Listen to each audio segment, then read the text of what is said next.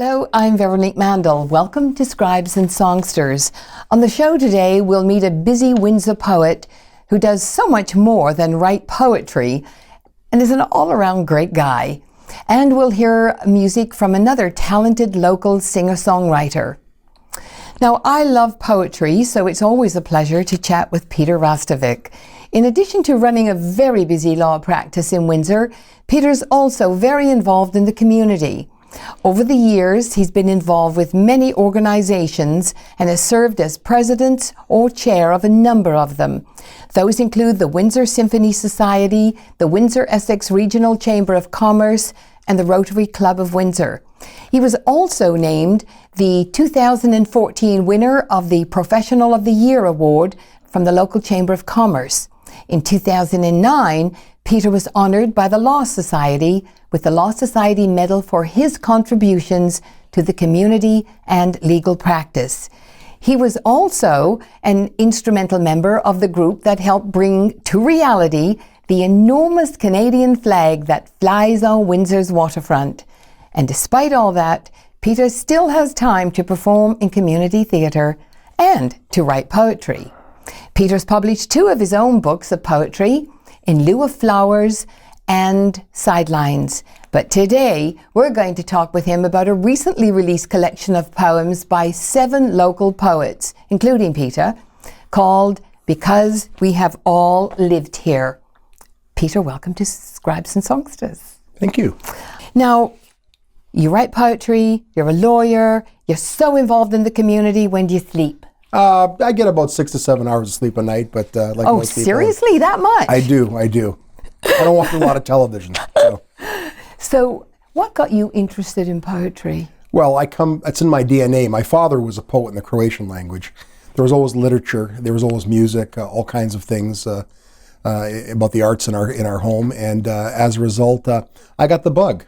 He told me though, he said, work is the curse of the writing man. So he said, it's going to take you a while to sort of be able to balance that out and find some time to do it, but by all means, go ahead and do it. So take me back. Do you remember when you wrote your first poem? Oh, like most people, it was grade school. It was for, grade 1 or 2. We were asked to do things, or rhyming couplets, things like that. But it always was a part of my life. And as I got closer to high school, it became more personal, and it was a thing that I tried to pursue, and pursued some publishing in small magazines, and in time finally got to the point where I did manuscripts and knocked off 2 books. So what was it about poetry? You started with poetry. Was there something about it that spoke to you more so than writing books?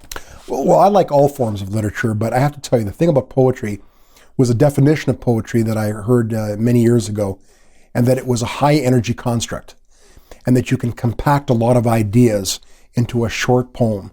And the idea of its proximity to the writer as well as to the reader, and challenging yourself to get ideas across in that small form became a passion of mine. And that's why I like poetry so much. Was there ever a time when you sort of lost interest, or was it something that always stayed with you, that need to write it? Oh, it's always been there. Sometimes more so than other times in my life, because as you say, life gets in the way of the things that you really want to do. I'll often, scribble a few lines of poetry and leave them in a file folder, come back to them, 6 weeks, 6 months, sometimes 6 years later, and finish the poem. Yeah. So everything is always under construction when it comes to the kind of writing you do with poetry. So I'm never worried about trying to meet deadlines or challenge myself that I have to get this out. It's always there. Mm-hmm. I often ask my students, who reads poetry? No hands. Who ever learned a poem? No hands. But all of my friends in my generation, even my sons, read poetry or read poetry and love poetry. Do you think it's a generational thing? I don't know if it's a generational thing. I think we say we don't read poetry, where you don't pay attention to it, yet we listen to the jingles and commercials, right? little short songs, which essentially themselves are poetry. Young people love music. I love music. Doesn't matter, music inspires all of us. And what is music but poetry? Set to wonderful melodies. Why does someone like Bob Dylan, for example, get the Nobel Prize, for his music? Well, because he was a poet first, as Lawrence Ferlinghetti says, and well deserved, that he should get that. So it's always been part of our life, part of our culture, our subculture, but it's just being rejuvenated through these new forms. I love sitting somewhere and listening to people read poetry. So, segue into you reading for me right now.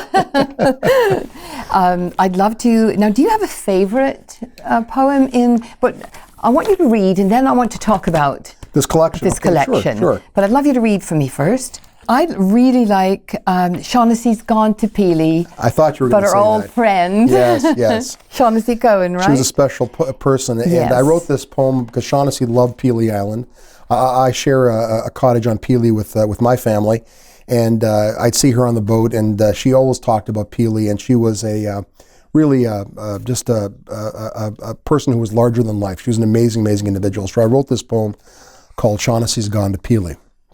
And as you know, she was and I wrote about it in the context of Walkerville because she was our MP, for that area.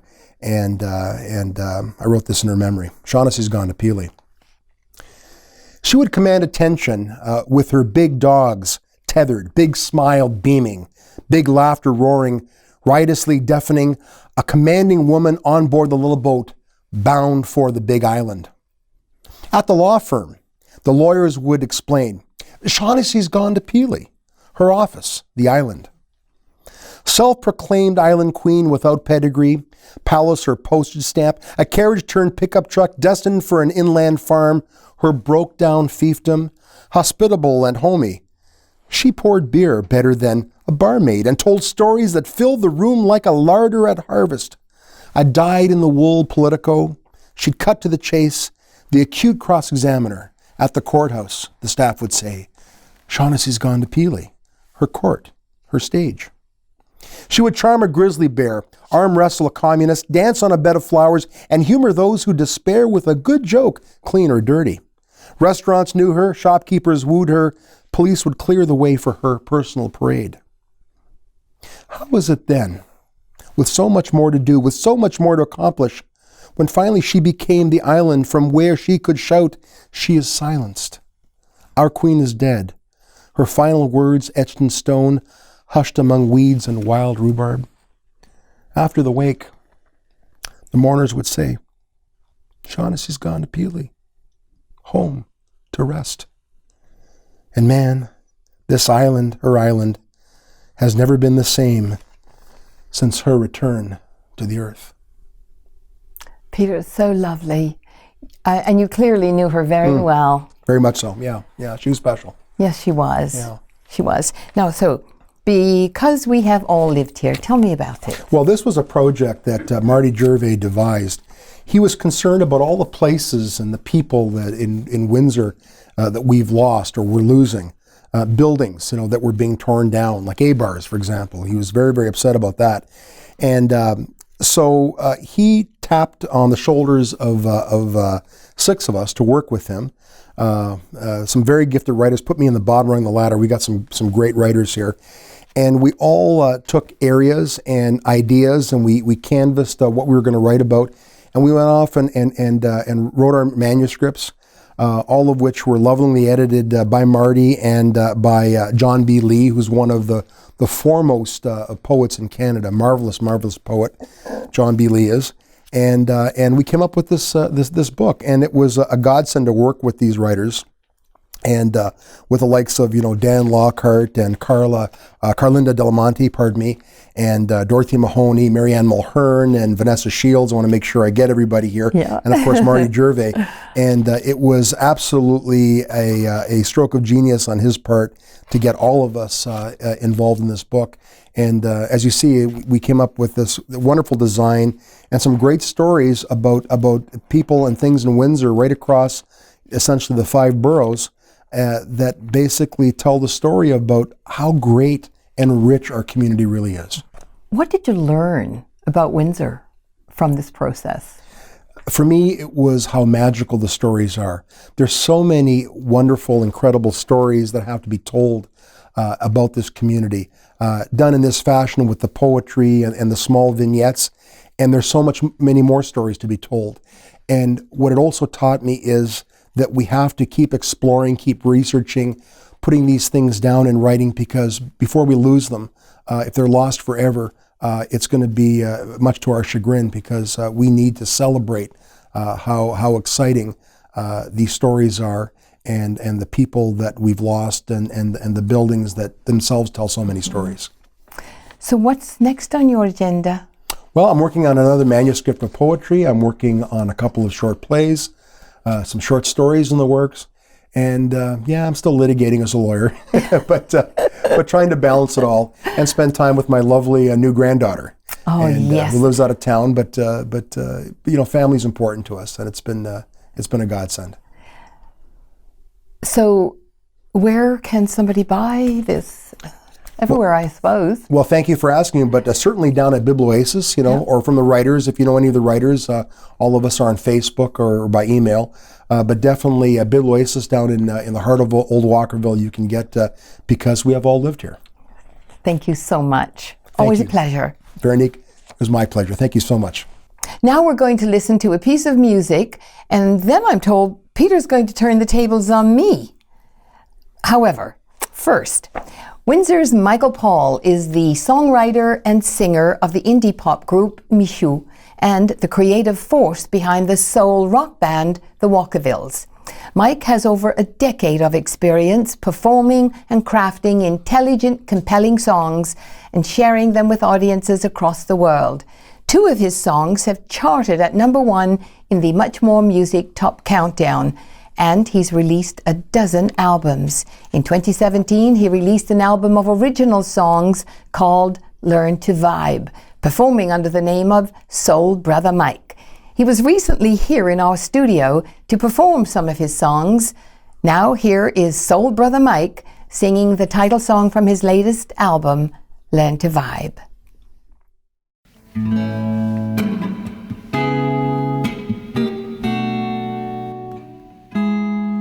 Oh, I hope that you feel open when I ask you about the way that you feel.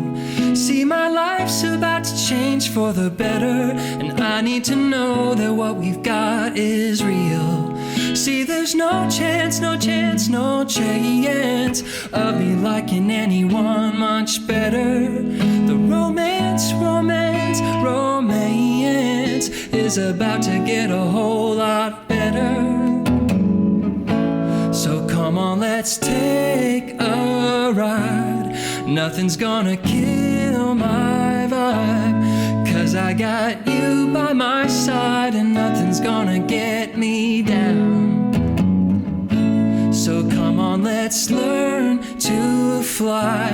Nothing's gonna kill my vibe, 'cause I got you by my side, and nothing's gonna get me down. Oh, I know that you love me much better, and the way you treat me extra fine. If it's all been done, at least we're under the sun, and a hottie like you is mine. See, there's no chance, no chance, no chance of me liking anyone much better. The romance is about to get a whole lot better. So come on, let's take a ride. Nothing's gonna kill my vibe, 'cause I got you by my side, and nothing's gonna get me down. So come on, let's learn to fly. Nothing's gonna kill my vibe, 'cause I got you by my side, and nothing's gonna get me down. And you know what I'm feeling,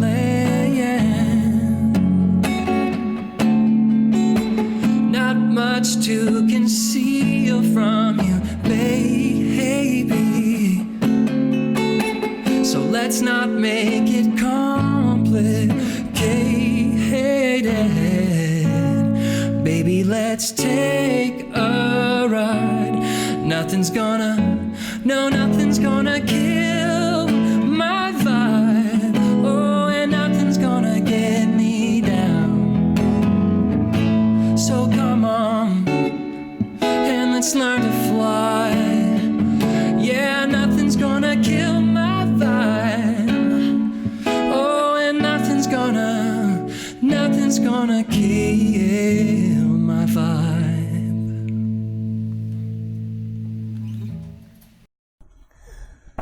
That was Windsor musician Soul Brother Mike, also known as Michael Paul, performing the title song Learn to Vibe from his latest album. I'm Peter Hrastovec, and I will be your host, surprise, surprise, for the rest of the show. Our next guest is Veronique Mandal, who is usually your host, the regular host of Scribes and Songsters, who switched chairs during the music video, and now we're going to find out more about her and her most recent book. In addition to hosting this show, Veronique is the coordinator of journalism, media, convergence, and public relations programs at St. Clair College's Mediaplex in downtown Windsor. She's also very active in the community, including her role this year as chair of the board of directors for Hospice of Windsor and Essex County. In 2012, Veronique published her first novel, The Pink Hat. I love it. It's a great book, a romantic mystery. But today we're going to discuss her most recent released book, Getting Off, which is a true story about former Windsor lawyer Don Tate. Veronique, welcome to Scribes and Songsters, and congratulations on your new book. Thank you. I got to tell you, what a terrific read, and not just because I'm a lawyer here in town and I know Don Tate, but I mean it was absolutely breathtaking. So tell me, it's not only an incredible story about a man and his life, but it's also a story about the horrors of addiction. I think that's one of the things that many people don't understand in the downfall of Don Tate. He was addicted to so much, and I mean, he had many, many years of sobriety, but eventually, because he'd never really dealt with his addictions, it was Father Paul Charbonneau always used to say, it's inevitable. He's going to fall again because he didn't get fixed properly. I never really understood what getting fixed properly was until I began to spend, hundreds and hundreds of hours talking to Don Tate. Well, I was hooked from the very beginning of the book, but that chapter when you described first encountering him in Costa Rica, but also the description where he's getting out of his room, getting dressed. And I mean, you had to have a lot of empathy for a guy like this because it was horrible, I'm sure, what you witnessed in terms of what you saw. That when I saw Don Tate coming towards me that day, I looked at him and I truly, when I say in the book, where the hell is Don Tate? That's how I felt. I mean, gone was the guy from GQ. This was a seedy looking character with his gigantic legs and he couldn't move properly, and everything that we had ever known about Don Tate seemed to have disappeared. And you're right, you couldn't help but sort of feel empathy for him. And even if you couldn't care less about him, seeing him like that and knowing him in that other life, it was heartbreaking. Well, you describe in the book a man who was tough as nails in a courtroom, who rehearsed his cases almost like a Shakespearean actor. He had it down to a fine art. But there was always that little nagging person on his shoulder that you described. Tell us about that. It was really interesting because you never thought of Don Tate as having any kind of insecurity or being insecure. And when he told me about his childhood and this little guy with a pitchfork, even after winning a case, he would go out to celebrate and at the time, have drinks. The little fella on his shoulder would always say to him, "You're not really that good. They're going to find out you're not really that good." and then he'd have, half a bottle of vodka, and the other little fella on his shoulder would say, yeah, you're rocking it. But that other guy with the pitchfork was always there, and he said every time something really, really good and important happened, he would be there saying, they'll find you out, that you're really not that good, which I found amazing. And it's something that he never really shared with people early on in his life, but it's all sort of come to fore right now when he looks back on his life. I understand Don's going to be, 75 years old? Yes, in January. And the comment is made by a lot of people that I've talked to, and certainly you read it in the book, you wonder why he didn't die very early on. I mean, the alcohol, the drugs, the lifestyle, the sleepless nights, flirting with biker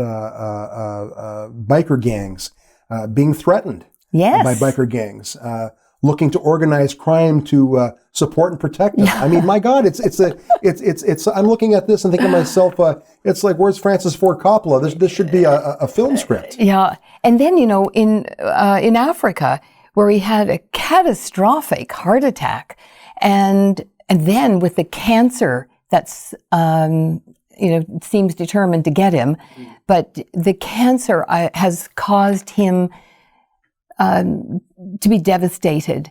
But I have to tell you, Peter, he's in pain every day of his life. Even swallowing water is like swallowing broken glass.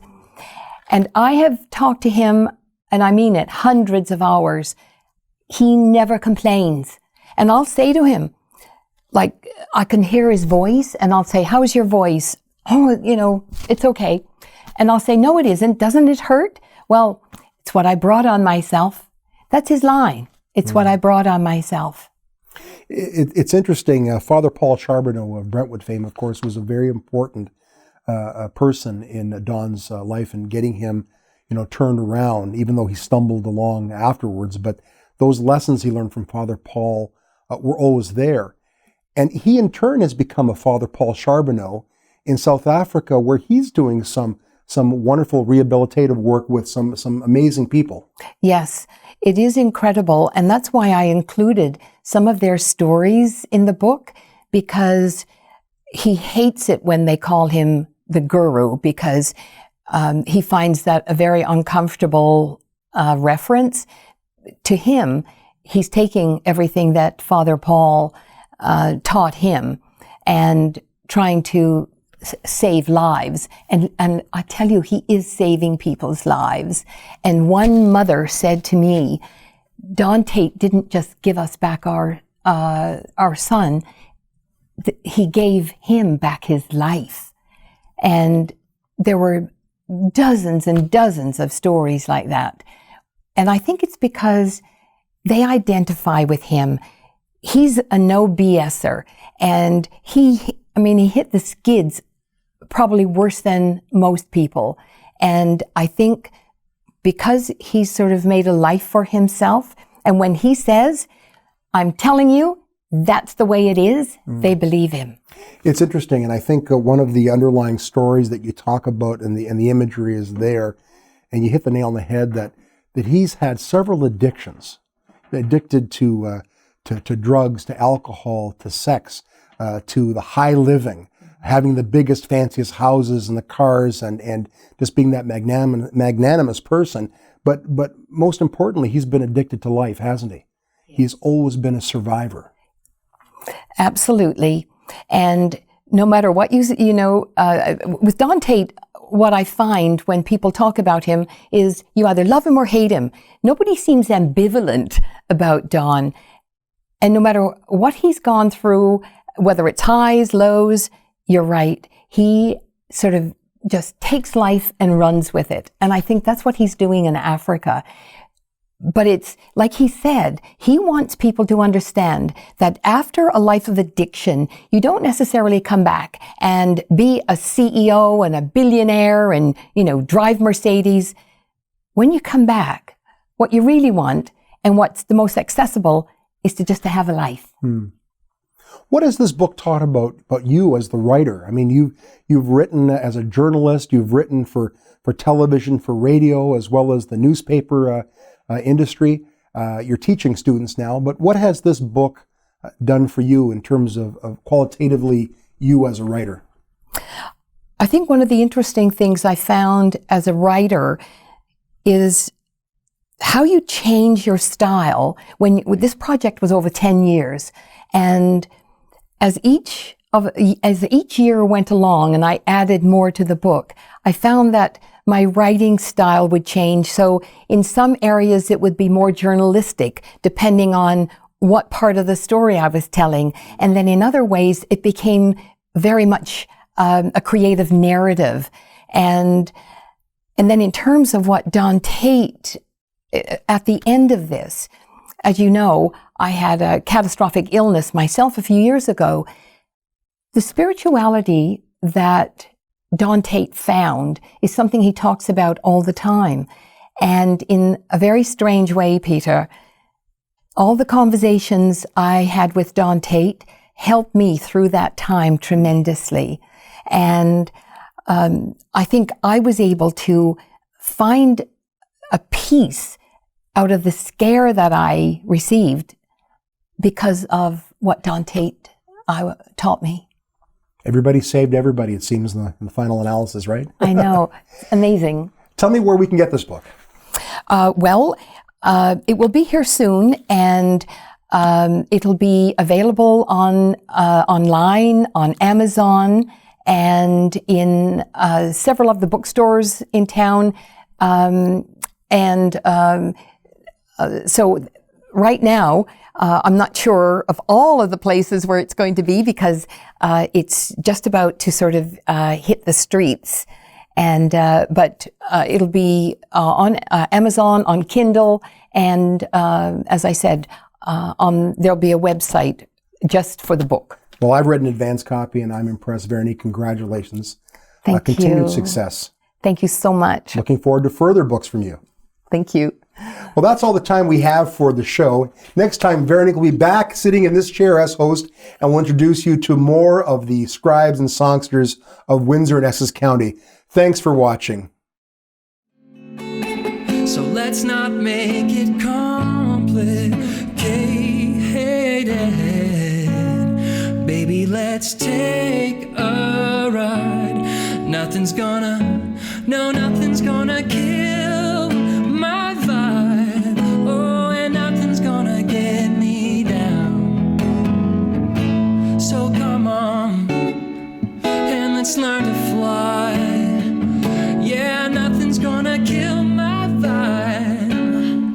Oh, and nothing's gonna kill my vibe.